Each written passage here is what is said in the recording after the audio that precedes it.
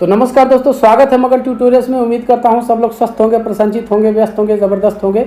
दोस्तों, Hindi test series का एक और वीडियो मैं आपके लिए लेके आया हूं और इसमें काफ़ी महत्वपूर्ण प्रश्नों को मैंने शामिल किया है। दोस्तों, चाहे आप यूपी टेट की परीक्षा दे रहे हों, यूपी सुपर टेट, राजस्व लेखपाल है, सी टेट है, ये तमाम परीक्षाएं हैं दोस्तों जिनमें इस तरह के प्रश्न आते हैं। और मैं आपको जानकारी के लिए यही बता देता हूं कि इसमें मैक्सिमम प्रश्न यूपी टेट में पूछे जा चुके हैं और कुछ राजस्व लेखपाल के लिए यूपी SSC के जो भी परीक्षाएं होती हैं तो उनमें से भी मैंने लिया है। कुछ अपनी तरफ से भी प्रश्नों को मैंने अध्ययन करके इसमें शामिल किया है दोस्तों। तो प्रश्न महत्वपूर्ण हैं और अंत तक बने रहिएगा, आपको निश्चित रूप से फायदा होने वाला है।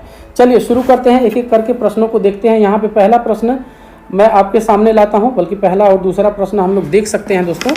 तो यहाँ पे देख लीजिए, पहला प्रश्न पढ़ता हूँ। प्रकाशन वर्ष की दृष्टि से डॉक्टर हरिवंश राय बच्चन की रचनाओं का सही क्रम है। ये रचनाओं का क्रम पूछ लिया। यहाँ पे ऑप्शंस पढ़ देता हूँ। ए है मधुकलश, मधुबाला, मधुशाला, निशा निमंत्रण। बी वाला देख लीजिए आप, मधुशाला, मधुबाला, मधुकलश, निशा निमंत्रण। तीसरा है दोस्तों निशा निमंत्रण, मधुबाला, मधुकलश, मधुशाला। या फिर चौथा है मधुशाला, निशा निमंत्रण, मधुकलश। तो इन चारों में से आपको बताना है कि प्रकाशन वर्ष की दृष्टि से कौन सबसे पहले प्रकाशित हुई, फिर उसके बाद यानी आपको असेंडिंग ऑर्डर इसका लगाना है। तो मैं आपको सही उत्तर बता देता हूं। यहाँ पे इसका सही उत्तर है बी, पहले मधुशाला, मधुबाला, उसके बाद मधुकलश, निशा निमंत्रण। आप दोस्तों 1935 से शुरू कर लीजिए। जो मधुशाला प्रकाशित हुई थी वो ये 1935 और फिर इसके बाद 36, 37 और 38। तो इस तरह से आप क्रम लगा लीजिए, आपको अपना उत्तर मिल जाएगा। चलिए आगे बढ़ते हैं और दूसरा प्रश्न मैं आपको पढ़ता हूं। निम्नलिखित में से कौन सी व्याकरण और वर्तनी से शुद्ध भाषा कहलाती है? ये व्याकरण और वर्तनी की दृष्टि से शुद्ध भाषा कौन सी है? ऑप्शंस पढ़ देता हूं मैं। साहित्यिक भाषा, प्रांजल भाषा, व्याकरणिक भाषा या फिर मानक भाषा। तो दोस्तों आप लोगों ने अपना जवाब सोच लिया होगा। इसका सही उत्तर है डी, मानक भाषा व्याकरण और वर्तनी की दृष्टि से शुद्ध मानी जाती है। चलिए आगे बढ़ते हैं और यहाँ पे तीसरा और चौथा प्रश्न, बल्कि तीसरा प्रश्न मैं आपके सामने लाता हूं। चौथा प्रश्न भी हम लोग देख सकते हैं, लेकिन ये शायद फ्रेम से बाहर जाएगा। चलिए तीसरा पढ़ता हूं दोस्तों। निम्नलिखित में से कौन सा रासो आला खंड के नाम से प्रसिद्ध है? ऑप्शंस पढ़ देता हूं, देखिएगा। पृथ्वीराज रासो, कुमार रासो, परमाल रासो या फिर बीसल देव रासो। तो आप सोचिए और बताइए कि इसमें सही उत्तर क्या होगा दोस्तों। आप लोगों ने सोच लिया होगा। इसका सही उत्तर है परमाल रासो। जगनीकृत परमाल रासो को आला खंड भी कहा जाता है। चलिए आगे बढ़ते हैं दोस्तों और यहाँ पे चौथा प्रश्न देख लेते हैं। चौथा प्रश्न है, आंख की किरकिरी होना का अर्थ है, एक मुहावरा है दोस्तों। ऑप्शंस पढ़ देता हूँ। अप्रिय लगना, धोखा देना, कष्टदायक होना या फिर बहुत प्रिय होना। तो आप सोचिए और बताइए। ये काफ़ी आसान सा है, आपको दिक्कत नहीं होनी चाहिए। ये है सही उत्तर होगा ए, अप्रिय लगना। आगे बढ़ते हैं और यहाँ पे मैं आपके सामने लाता हूँ पांचवा और छठा प्रश्न। पांचवा और छठवां प्रश्न हमारे सामने है दोस्तों, देखते हैं इनको। पांचवा पढ़ता हूँ। संयुक्ताक्षर क्ष किन वर्णों से मिलकर बना है? ऑप्शंस पढ़ देता हूँ। क प्लस स, क प्लस छ, च प्लस छ, च प्लस स। तो आप सोचिए और बताइए कि कौन कौन से वर्ण मिले हैं इसमें। दोस्तों सही उत्तर है ए। आप लोग जानते होंगे, नहीं जानते हैं तो जान लीजिए। आगे बढ़ते हैं, छठवां प्रश्न पढ़ता हूँ। भाषा शिक्षण की पद्धति नहीं है, इसमें से कौन सी भाषा शिक्षण की पद्धति नहीं है? तो ये बताना है हमें दोस्तों। ऑप्शंस पढ़ देता हूँ फिलहाल। ए है किंडरगार्टन, मॉन्टेसरी, डेक्राली और अभिक्रमिक अनुदेशन। तो आप सोचिए और बताइए कि इसमें सही उत्तर क्या होगा दोस्तों। इसका सही उत्तर होगा अभिक्रमित अनुदेशन। ये भाषा शिक्षण की पद्धति नहीं है दोस्तों। बाकी तीनों ऊपर की जो है पद्धतियाँ वो भाषा शिक्षण की पद्धतियाँ हैं। चलिए आगे बढ़ते हैं। सातवां और आठवां प्रश्न हमारे सामने है दोस्तों, एक एक करके देखते हैं इन्हें। सातवां पढ़ता हूँ। निम्नलिखित में वर्तनी की दृष्टि से कौन सा शब्द शुद्ध है? शब्द युग्म शुद्ध है, शुद्ध शब्द बताना है। बारात बसंत, बारात बसंत, बारात वसंत या फिर बारात वसंत। तो आप सोचिए और बताइए दोस्तों कि इनमें सही उत्तर क्या होगा दोस्तों। इसका सही उत्तर होगा सी, बारात और वसंत होता है। ये बारात नहीं होता है, बारात होता है दोस्तों। तो आप लोग इस चीज़ का ध्यान रखिएगा। ठीक है, आठवां प्रश्न देखते हैं दोस्तों। प्रश्न है, उसने परिश्रम तो बहुत किया किंतु सफलता नहीं मिली। वाक्य है, कौन सा वाक्य है बताइए। ऑप्शंस पढ़ देता हूँ। सरल वाक्य, संयुक्त वाक्य, मिश्र वाक्य, या फिर इनमें से कोई नहीं। तो आप सोचिए और बताइए कि इसका सही उत्तर क्या होगा दोस्तों। इसका सही उत्तर है, यह एक संयुक्त वाक्य है दोस्तों। आप देख लीजिए, ये किंतु एक तरह से योजक का काम कर रहा है और दोनों वाक्यों को ये जोड़ रहा है, इसलिए ये संयुक्त वाक्य हैं। आगे बढ़ते हैं। यहाँ पे 9वां और 10वां प्रश्न हमारे सामने है दोस्तों। 9वां पढ़ता हूँ। 9वां प्रश्न है, यदि सही दिशा में परिश्रम करोगे तो अवश्य सफल होगे। यहाँ करोगे होना चाहिए था दोस्तों, ये किसी कारणवश से ये छूट गया है, करोगे होना चाहिए था। यदि सही दिशा में परिश्रम करोगे तो अवश्य सफल होगे में कौन सा वाक्य है, यहाँ भी वाक्य ही बताना है। ऑप्शंस पढ़ देता हूँ फिलहाल। सरल वाक्य, संयुक्त वाक्य, मिश्र वाक्य, या फिर इनमें से कोई नहीं। तो दोस्तों देखिए, यहाँ पे एक ये प्रधान वाक्य है, ये जो है ये प्रधान वाक्य है और ये उसी पे आश्रित वाक्य है। और जहाँ पे प्रधान और आश्रित उपवाक्य का संयोग होता है वहाँ पे होता है मिश्र वाक्य। इसका सही उत्तर होगा सी, मिश्र वाक्य। और देख लीजिए यहाँ कारण भी है, यदि और तो, इस प्रकार से ये मिश्र वाक्य होगा, क्योंकि यहाँ पे ये प्रधान वाक्य है और जो ये दूसरा है ये उसी पे आश्रित है। क्योंकि यदि परिश्रम करोगे तो ही सफल होगे, तो भी यहाँ लिखा हुआ है और ये आश्रित है उसी पे। ठीक है, समझ गए होंगे, बहुत ज़्यादा इसमें कुछ नहीं है।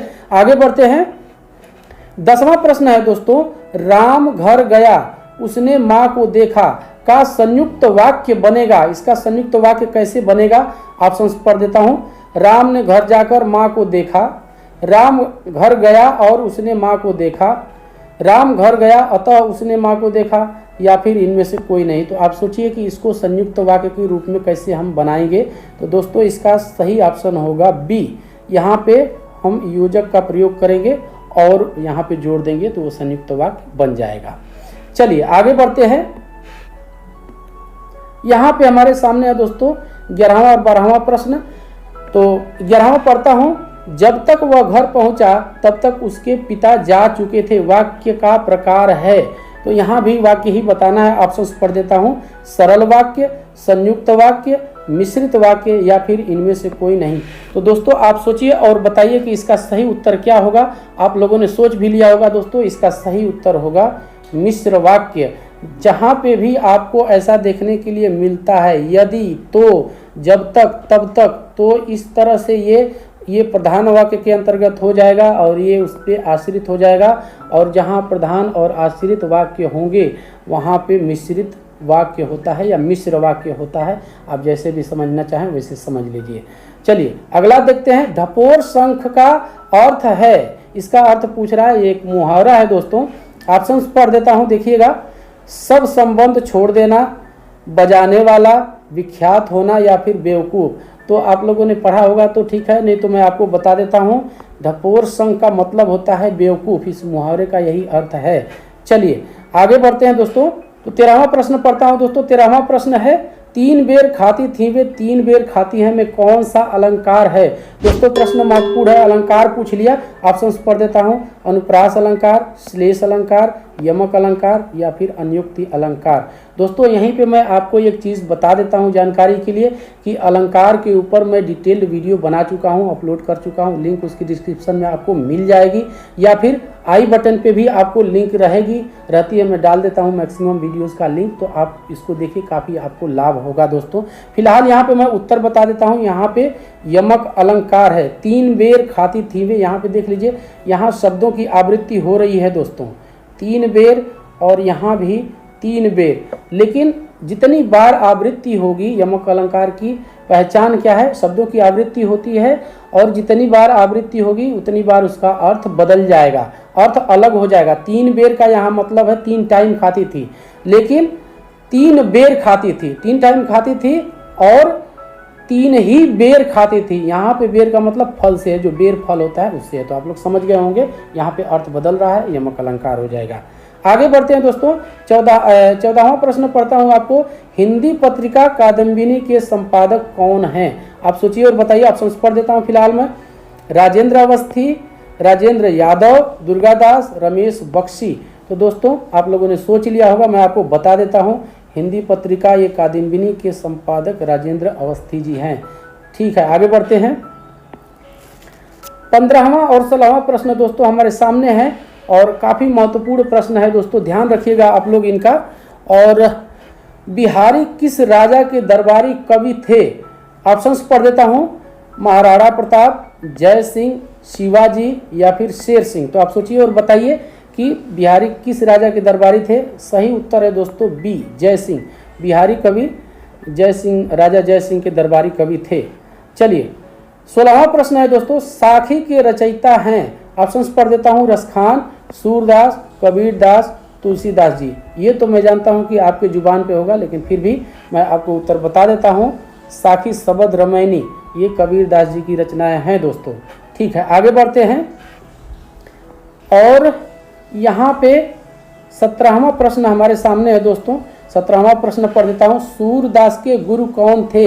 ऑप्शंस पढ़ देता हूँ यहाँ पे, रामानंद, रामदास, वल्लभाचार्य या फिर रामानुज। तो आप सोचिए और बताइए कि इसका सही उत्तर क्या होगा दोस्तों। इसका सही उत्तर मैं आपको बता देता हूँ, सूरदास के गुरु वल्लभाचार्य जी थे। चलिए आगे बढ़ते हैं। यहाँ पे प्रश्न 18वां और 19वां है दोस्तों, देखते हैं इनको। गागर में सागर भरने का कार्य किस कवि ने किया? यहाँ पे ने होना चाहिए था, कवि ने, किस कवि ने किया?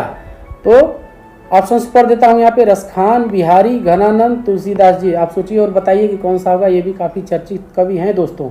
सही उत्तर है बिहारी। बिहारी के जो दोहे हैं दोस्तों, उनको गागर में सागर भरने की संज्ञा दी जाती है। तो आप लोग ध्यान रखिएगा इस चीज़ का, काफ़ी महत्वपूर्ण प्रश्न है ये। अगला प्रश्न है, विद्यापति की पदावली की भाषा क्या है? ऑप्शंस पढ़ देता हूँ, मैथिली, ब्रजभाषा, मगही या फिर छत्तीसगढ़ी। तो आप सोचिए और बताइए कि इसका सही उत्तर क्या होगा दोस्तों। इसका सही उत्तर होगा ए, ये मैथिली भाषा है दोस्तों। ठीक है, आगे बढ़ते हैं। यहाँ पे 20वां और आखिरी प्रश्न है दोस्तों, पढ़ देता हूँ इसको, देखिएगा। त्यागपत्र किसकी रचना है? ऑप्शंस पढ़ देता हूँ, प्रेमचंद, जैनेन्द्र कुमार, अज्ञेय या फिर रेणु। तो आप सोचिए और बताइए कि इसका सही उत्तर क्या होगा दोस्तों। इसका सही उत्तर होगा जैनेन्द्र कुमार। जो त्यागपत्र है वो जैनेन्द्र कुमार जी की रचना है। तो बस दोस्तों यही था आज की इस वीडियो में। उम्मीद करता हूं कि आपको ये वीडियो पसंद आई होगी। और चलते चलते जानकारी के लिए आपको एक चीज़ बता देता हूं कि हिंदी के तमाम महत्वपूर्ण बिंदुओं पे, बल्कि मैं कहूं कि लगभग सारा सिलेबस मैं कवर कर चुका हूं। वीडियोज़ अपलोड है दोस्तों, लिंक उसकी डिस्क्रिप्शन में आपको मिल जाएगी, या फिर आई बटन पे भी मैं लिंक मैक्सिमम वीडियोज़ की डाल देता हूँ। तो आप जाके उन वीडियोज़ को देखिए, आपको काफ़ी फायदा होगा। और चलते चलते शुभकामनाएं देता हूं आपको कि आप जिस भी प्रतियोगी परीक्षा की तैयारी कर रहे हैं उसमें आपको सफलता मिले, ईश्वर आपको सफलता दे, आपका सिलेक्शन हो, ताकि आप माता पिता की जो आकांक्षाएं हैं या फिर अपने जीवन की जो आकांक्षाएं हैं उसको आप पूरा कर सके। तो बस इजाज़त दीजिए, मिलते हैं अगली वीडियो में, तब तक के लिए नमस्कार।